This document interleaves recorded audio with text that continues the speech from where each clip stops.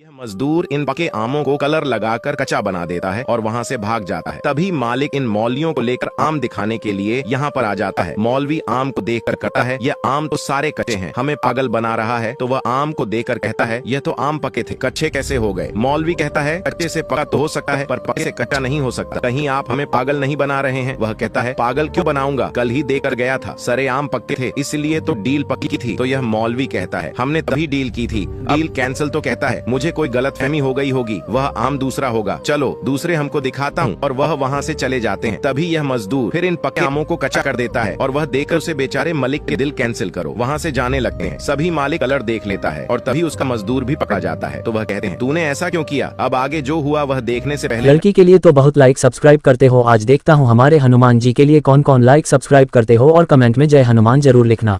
वह कह रहा है, इनके बाबा की बहुत तबीयत खराब थी और वह डील कैंसिल नहीं कर रहे थे।